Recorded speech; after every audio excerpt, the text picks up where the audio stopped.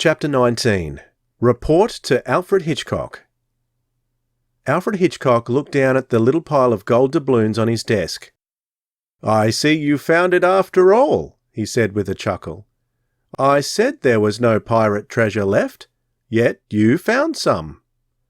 "Only 45 doubloons," Jupiter said regretfully. "It really isn't a very big treasure."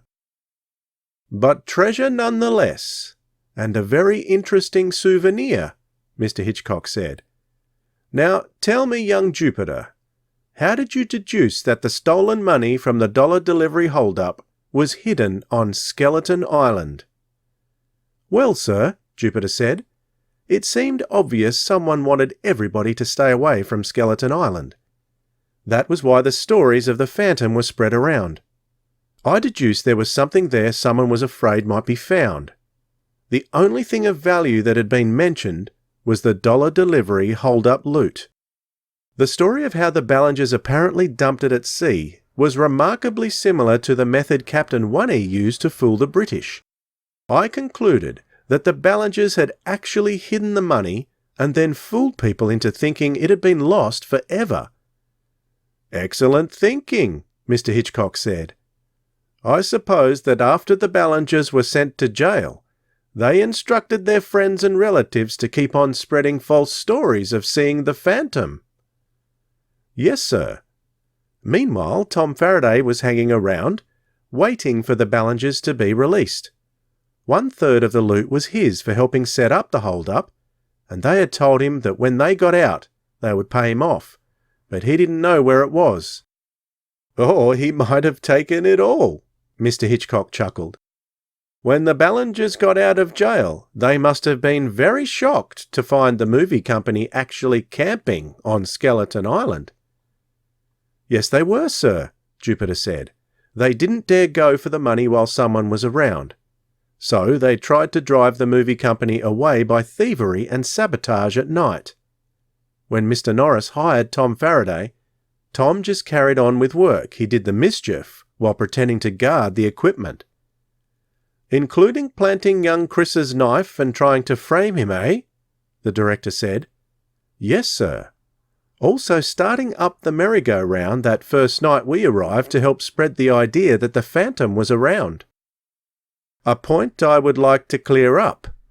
Exactly why were you marooned on the hand by that fellow Sam Robinson as soon as you arrived? Not really to scare you into going home again, apparently." "No, sir. I was wrong on that point. Bill Ballinger figured that everybody in the movie company would go hunting for us and the island would be deserted except for Tom Faraday. Then they could hurry out and get the hidden money. But the storm prevented them from starting for the island right away.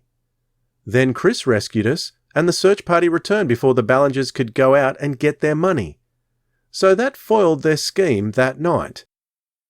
"I see," the director murmured. "Then of course when it became known that hundreds of people would converge on the island to dig for treasure, the Ballingers had to take the risk of coming for it immediately. That's how Pete and Bob got caught." "Yes, sir," Jupiter said humbly. "I should have realized that first thing. But Bob and Pete were gone before it came to me, so I hurried to the chief of police." "That seems to clear up almost everything," Mr. Hitchcock said. "However, I have 2 more questions. How did the movie turn out? And what became of young Chris and his father?" "The movie turned out fine. Mr. Crenshaw got the roller coaster fixed up as soon as everyone learned the ghost was just a hoax. The final scene of Chase Me Faster was very exciting. Also, Mr. Denton got a good short subject from the treasure hunt. He used Chris in it instead of us, and showed Chris diving for treasure to help his father. The part with the townspeople digging on the island was very comical. But the best part of all is that the dollar delivery people paid a reward for the return of the money. Chief Nostigen and Mr. Crenshaw said that it should go to Chris because he was the one who saved Bob's and Pete's lives and kept the Ballingers from getting away with the money. That and the money he earned from the movie was enough to have his father treated by some very good doctors and take him back to Greece to live. He let us keep his share of the doubloons, Skin divers did rush to explore the cave Bob and Pete and Chris found, but they only got a few more doubloons. Most of what Captain Bunney had poured down that blowhole had been washed away, I guess. Said Alfred Hitchcock.